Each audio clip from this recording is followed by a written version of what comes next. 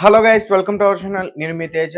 అయితే గత కొన్ని రోజుల నుంచి కూడా చూసుకుంటే మన తెలంగాణ రాష్ట్రంలో ఈ గురుకుల విద్యార్థులు కానీ, ముఖ్యంగా ఈ గవర్నమెంట్ స్కూల్స్లో చదువుకుంటున్న చాలా మంది విద్యార్థులు భోజనం చేసే ఆహారం సరిగ్గా లేకపోవడంతో ఫుడ్ పాయిజన్ అయ్యి దాదాపు చాలా మంది కూడా చనిపోయారు. బహుశా దీని గురించి మీ ఎవరికి కూడా సరిగ్గా తెలియకపో ఉండొచ్చు. ఇప్పటివరకు 55 మంది విద్యార్థులు చనిపోయారనే ఒక ఇన్ఫర్మేషన్ అయితే పూర్తిగా ఉంది.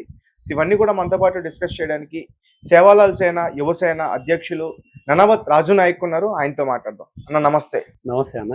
సో ఏంటి మీ దగ్గర ఏముంది, అసలు ఏం మాట్లాడాలంటే? ఇప్పటిదాకా మనం అబ్జర్వ్ చేసింది ఏంటంటే కాంగ్రెస్ గవర్నమెంట్ లో 1 ఇయర్ పాలన కంప్లీట్ అయిపోయింది. ఈ 1 ఇయర్ పాలనలో దాదాపు 50 నుంచి 55 మంది విద్యార్థులు చనిపోయారు. అది అఫీషియల్ గా తెలంగాణ గవర్నమెంటే అనౌన్స్మెంట్ చేసింది. కాకపోతే దానికి కొన్ని సాకులు చెప్తున్నారు వాళ్ళు. కాకపోతే ఇప్పుడు గురుకుల పాఠశాలలు ఏవైతే ఉన్నాయో ఊర్లలోకి వెళ్ళి ఎస్సీ ఎస్టీ బీసీ వెనుకబడిన తరగతుల వాళ్ళే ఫస్ట్ హాస్టళ్లలో వెళ్ళాలని చెప్పి ఆలోచిస్తారు. ఎందుకంటే మా గిరిజనులలో కూడా చాలా మంది డబ్బులు కట్టుకోలేక హాస్టల్కి వెళ్తే మా పిల్లల భవిష్యత్తు బాగుంటుందని చెప్పేసి కష్టపడి వాళ్ళ గురుకుల పాఠశాలలో కానీ గిరిజన పాఠశాలలో కానీ హాస్టళ్లలో కానీ చేర్పిస్తారు.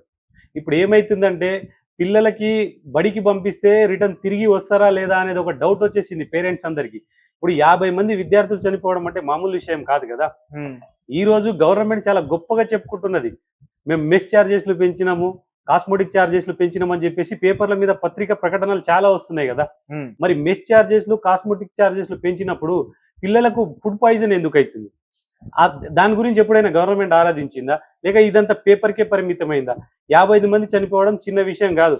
ఒక పేద ప్రజల తల్లిదండ్రులకు ఒక పాపో బాబో చనిపోతే ఆ దుఃఖం ఎట్లుండదో ఆ పేద ప్రజలకు తెలుసు. అది మాకు తెలుసు అది, ఎందుకంటే మేము కూడా గిరిజనులం కాబట్టి.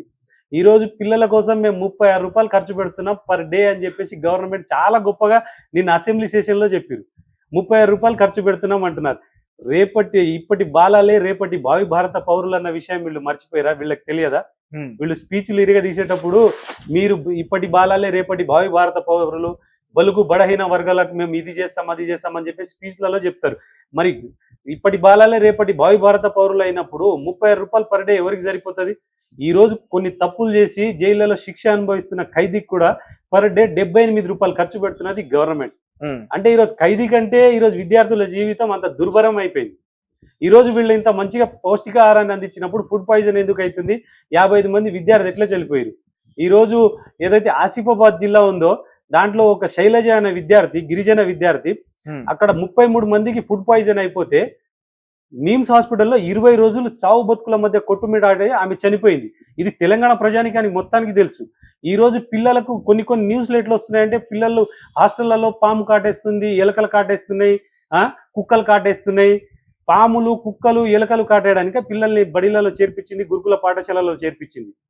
ఈరోజు ఒక అబ్బాయికి మొన్న న్యూస్ లో చూసినాము, నాకు తెలిసి ఆర్మూర్ అనుకుంటా, ఒక చిన్న అబ్బాయికి 2 కాళ్ళు కాలిపోయినాయి. ఏదైతే రాగి సంకటి కాలు మీద పడి.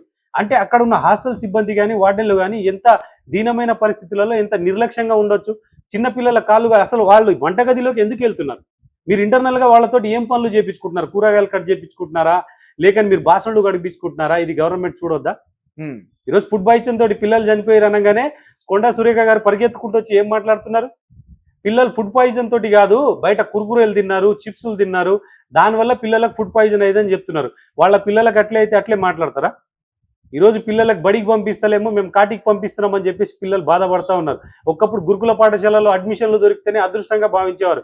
ఈ రోజు గురుకుల పాఠశాలలో అడ్మిషన్ ఇస్తామన్నా మా పిల్లలు బతుకుతారో లేదో అని ఒక భయభ్రాంతలతోటి ఈ తెలంగాణ ప్రజల్లో ఉన్నారు. ఈరోజు సాంఘిక సంక్షేమ శాఖ రేవంత్ రెడ్డి గారి దగ్గరే ఉంది, విద్యాశాఖ మంత్రి రేవంత్ రెడ్డి గారే ఉన్నారు. మరి ఇదంతా దానికి రేవంత్ రెడ్డి గారి కారణం కాదా? కామన్ మ్యాన్ అడగొద్దా? కామన్ మ్యాన్ తెలిసిన వాళ్ళు దీని గురించి అడగొద్దా? విద్యాశాఖలో సాంఘిక సంక్షేమ శాఖలో లోటుపాట్లు జరిగినప్పుడు కంపల్సరీ ఆ శాఖ మంత్రులకు అడుగుతాం. ఈ శాఖకు సంబంధించింది మంత్రి రేవంత్ రెడ్డి గారు రెండింటికి. ఈరోజు విద్యాశాఖ కమిషనర్ చైర్మన్ ఎవరైతే ఉన్నారో ఆకునూరి మురళి గారు, మేము వెళ్తాము అన్ని స్కూళ్ళకి చెక్ చేస్తాము, మేము దాన్ని పాటిస్తాము, అది ఇది అని చెప్పేసి గొప్పగా మాట్లాడి ఒక స్కూల్ దగ్గరికి వెళ్ళారు. ఇప్పుడు ఒక విఐపినో వివిఐపినో ఒక మంచి ఎవరైనా వస్తున్నప్పుడు ఒక స్కూళ్ళలో దాన్ని నీట్గా ఉంచడమో, ఆ రోజు మాత్రమే ఫుడ్ మంచిగా ఉండడమో అది కామన్. ఆయన వెళ్ళి ఆ రోజు మధ్యాహ్న భోజనం తినేసి చాలా బాగుంది, ఆల్ వెజిటేబుల్ కర్రీస్ ఉన్నాయి, ఇక్కడ ప్రాబ్లం ఏం లేదని చెప్పి చెప్తున్నారు. సిగ్గుండాలి. అదే ఆకునూరి మురళి గారిని ప్రతిరోజు అదే స్కూల్కి వెళ్ళి తినమనండి, ఈయన గంజి కూడా పోయారు.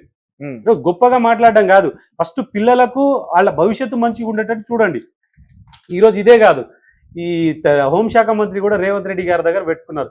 బాసర నిర్మల్ జిల్లా బాసర ట్రిపుల్ ఐటీలో స్వాతిప్రియ అనే అమ్మాయి ఊరేసుకొని చచ్చిపోతే ఏమన్నారు? ఆ గిరిజన అమ్మాయి, మా లంబాడి అమ్మాయి, ఆమె చనిపోయింది. ఆ రోజు గవర్నమెంట్ వాళ్ళు ఏం చెప్పారు? ఆమెకు లవ్ అఫేర్స్ ఉన్నాయి, దానివల్ల ఆమె ఊరేసుకొని చచ్చిపోయిందని చెప్పారు. కానీ అలా ఇంటర్నల్ గా జరిగింది ఏంటి? ర్యాగింగ్ వల్ల ఆమె ఊరేసుకొని చనిపోయింది. దీని గురించి గవర్నమెంట్ మాట్లాడొద్దా? ఎందుకు గిరిజనులు అంటే అంత చిన్న విషయాన్ని బయటికి రాకుండా కప్పుచ్చే ప్రయత్నం జరిగిందా? 100%. ఏవైతే వస్తాయో అప్పటికప్పుడు న్యూస్లలో వస్తాయి, 1 గంట 2 గంటల నుంచి అది మళ్ళీ మరుగున పడిపోతాయి. మరి ఇంటర్నల్ గా ఏం జరుగుతుందో తెలియదు. గిరిజనులు అంటే చాలా చులకన భావం అయిపోయింది. ఇప్పుడు ఎవరైతే వాంకడే గిరిజన విద్యార్థి చనిపోయారు శైలజ అని చెప్పేసి నేను చెప్పాను కదా, ఆమె కూడా మా లంబడి బిడ్డని. ఓకే. ఇక్కడ బాసర ట్రిపుల్ ఐటీలో చనిపోయిన ఆమె స్వాతిప్రియ కూడా మా గిరిజన బిడ్డని. మొన్న లా చదువుతున్న అమ్మాయి మలక్పేటలో ఒక ఆమె ఉరేసుకొని చనిపోయింది. ఒక అడ్వకేట్ దగ్గర ఆమె జూనియర్ లాగా ఆమె లా చదువుతా ఉంటే ఆమె ఉరేసుకొని చనిపోయింది. ఆ సీనియర్ అడ్వకేట్ వేధింపుల వల్ల చనిపోయింది అన్నదే నిజం.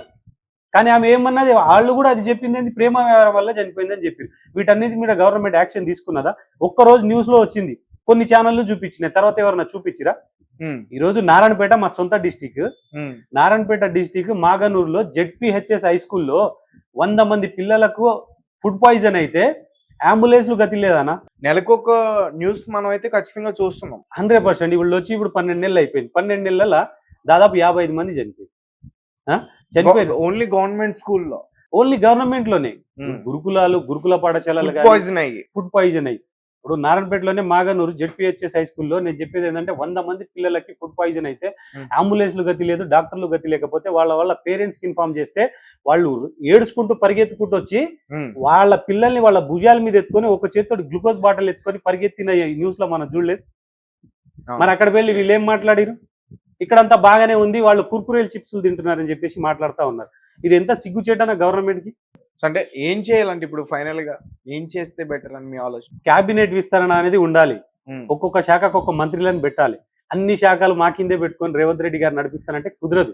ఇక్కడ ప్రాణాలు పోతున్నాయి. ప్రాణాలు పోతున్నప్పుడు మాట్లాడొద్దా? కామన్ మ్యాన్ ఎవరైనా వచ్చి ఏ సంఘాల నాయకులు గానీ వచ్చి ఇట్లా మాట్లాడితే మా మీద కేసులు పెడతాం, జైళ్లలో పెడతాం అంటే ఇదేంది ప్రశ్నించే గొంతుగా నొక్కేయడం కాదా? దానికి భయపడేదేం లేదు. అట్లాంటి వాటికి భయపడము. కంపల్సరీ ఎక్కడైనా తప్పు జరిగినప్పుడు మేము సేవాలాల్ సేన తరపున మేము ప్రశ్నిస్తానే ఉన్నాం. ఈ గురుకులు పాఠశాల చదువుకున్న విద్యార్థులు చనిపోయిన తల్లిదండ్రులతో మీరు కలవడం గానీ మాట్లాడడం గానీ ఏదైనా జరిగిందా? అంటే కలిసిన మా మాగనూరు విద్యార్థుల పేరెంట్స్ తోటి కూడా కలిసినాం. ఎందుకంటే వాళ్ళు కూడా ఒకటే ఏడవడము, మా పిల్లలకి ఫుడ్ పాయిజన్ అయినా కూడా మాకు ఇన్ఫార్మ్ చేయలేదు, దాదాపు 5-6 గంటల తర్వాత ఇన్ఫార్మ్ చేస్తున్నారు. వాళ్ళు మొత్తం వాంతులు విరోచనాలు చేసుకున్న తర్వాత పిల్లలు గజగజ వణుకుతా ఉంటే అప్పుడు మాకు ఇన్ఫార్మ్ చేసిరు. ఇంకొకటి, ఎవరైతే ఈ ఫుడ్ పాయిజన్ వల్ల పిల్లలు చనిపోయారో అక్కడే రాజకీయ నాయకునికి కూడా వెళ్ళలేదు. ఆ రోజు ఫుడ్ పాయిజన్ వల్ల చనిపోయిన వాళ్ళ అంత్యక్రియలకు కూడా సరౌండింగ్ లో 144 సెక్షన్ పెట్టి అంత్యక్రియలు చేయాల్సిన పరిస్థితులు ఎందుకు వచ్చినాయి? ఎందుకు ఒక రాజకీయ నాయకుడు కానీ ఒక సంఘాల నాయకులు కానీ పరామర్శించడానికి వెళ్ళొద్దా? ఎవరు వెళ్ళొద్దు. ఎందుకంటే అక్కడ నిజాలు బయటపడతాయి కాబట్టి. నిర్బంధించలేదా? నారాయణపేటలో నిర్బంధించలేదా? గిరిజన నాయకులను ఎక్కడ వెళ్ళనిస్తున్నారు చెప్పండి? ఎక్కడైనా కలవనిస్తున్నారా? రేవంత్ రెడ్డి గారు వచ్చినప్పుడు ఒకటే అస్త్రం యూజ్ చేస్తున్నారు, 144 సెక్షన్. అంటే ఒక పక్క గవర్నమెంట్ స్కూల్లో విద్యార్థులు చనిపోతున్నారు అండ్ ప్రైవేట్ సెక్టార్ లో కూడా విద్యార్థులు చనిపోతున్నారు, అది మీరు గమనించారా? అవును, ప్రైవేట్ సెక్టార్ లో చనిపోతున్నారు అన్న. ఈరోజు గవర్నమెంట్వి బయటపడుతున్నాయి, ప్రైవేట్ సెక్టార్ అయితే మరీ ఘోరంగా తయారైపోయింది. ఈరోజు నారాయణ కాలేజ్ కానీ శ్రీ చైతన్య కాలేజ్ కానీ అసలు బయటికి కూడా రానియట్లేదు. లోపలే సెటిల్మెంట్లు చేస్తున్నారు. అది న్యూస్ కి కూడా తెలియదు. ఎందుకంటే వాళ్ళకి ఒకటే చదువుకోవాలి, వాళ్ళకి ర్యాంక్ రావాలి, మా కాలేజ్కి పేరు రావాలి. వాళ్ళు చనిపోయిన ఏమన్నా కానీ వాళ్ళకి నిద్ర ఉండదు, ఫుడ్ ఉండదు. ఈరోజు ప్రైవేట్ నారాయణ, శ్రీ చైతన్య, ఈ మల్లారెడ్డి కాలేజీలు ఏవైతే ఉన్నాయో పిల్లల్ని చేపలకు బండకు రాకినట్టు రాకుతున్నారు. చదువుకోవాలి, అంతే చదువుకోవాలి, వాళ్ళు ర్యాంక్ తేవాలి, మా కాలేజ్కి పేర్లు రావాలి. తర్వాత వాళ్ళు ఏమైనా అనుభవించండి, మాకు సంబంధం లేదు, మా ఫీజులు మాకు రావాలి, మాకు ర్యాంక్ కావాలి. రేపు 1, 2, 3 అని న్యూస్ లో చెప్పుకుంటారు కదా గొప్పగా. ఆ ర్యాంకులు రావాలంటే పిల్లల్ని ఈ విధంగా ఇబ్బంది పెడతా ఉన్నారు. తల్లిదండ్రులు కూడా అట్లే తగలడ్డారు కదా. మా పిల్లలు చనిపోయినా పర్లేదు కానీ టాప్ లో రావాలి, నెంబర్ 1 రావాలి, 100% మార్కులతోటి పాస్ అవ్వాలి. ఇట్లాంటి బుద్ధి ఉన్న పిల్లలు కంపల్సరీ చనిపోతారు. కంపల్సరీ పిల్లల గురించి పేరెంట్స్ కూడా ఆలోచించాలి. అట్లాంటి పనికి మళ్ళీ ప్రైవేట్ విద్యా సంస్థల్లో పెట్టేదానికంటే దగ్గరలో ఉన్న ఏదైనా గవర్నమెంట్ స్కూళ్ళలో పెట్టుకోవాలి. సో అయితే మొత్తానికి ఈ ప్రభుత్వ పాఠశాలల్లో విద్యార్థుల్ని సరిగ్గా చూసుకోవట్లేదు, ముఖ్యంగా ఈ ఆహార విషయంలో కూడా జాగ్రత్తలు తీసుకోవట్లేదు అనేది మీ. అవును, ఇది 100% అన్న. ఎందుకంటే ఒక పుష్ప మూవీ రిలీజ్ అప్పుడు ఒక మహిళ మూవీ చూడడానికి వెళ్ళినప్పుడు ఆమె తొక్కిసలాటలో చనిపోతే రేవంత్ రెడ్డి గారు రెస్పాండ్ అయ్యి దానికి సంబంధించిన థియేటర్ యాజమానుల పైన కానీ సంబంధించిన హీరో పైన కానీ కేసు బుక్ చేసి లోపలేసిరు కదా.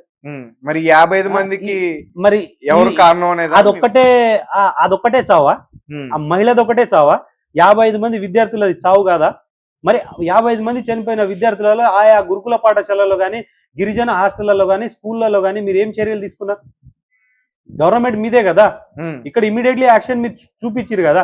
మరి 55 మంది చనిపోయిన 55 మంది విద్యార్థుల చావు కారణమైన అధికారుల పైన కానీ హాస్టల్ వార్డెన్ల పైన కానీ అక్కడ వర్కర్ల పైన కానీ మీరు ఏ యాక్షన్ తీసుకున్నారు? పత్రికా ముఖంగా మీరేమైనా తెలిపిరా? పైకి వెళ్ళి మీ వాళ్ళు మీ ఎమ్మెల్యేలు వెళ్ళడం, దానికి బటర్ పోయడము, చిప్స్లు తిన్నారు, బయటికి వెళ్ళి చెకోడలు తిన్నారు, సిల్లి రీజన్లు మాట్లాడుతూ ఉంటారు. ఈరోజు సెంట్రల్ గవర్నమెంటే 60% ఫండ్ ఇస్తుంది మధ్యాహ్న భోజనంకి, 40% స్టేట్ గవర్నమెంట్ పెట్టుకుంటుంది. 60% సెంట్రల్ గవర్నమెంట్ ఇచ్చినప్పుడు దాన్ని సరిగా ఇంప్లిమెంట్ చేసి పిల్లలకి పౌష్టికారాన్ని ఇవ్వద్దా?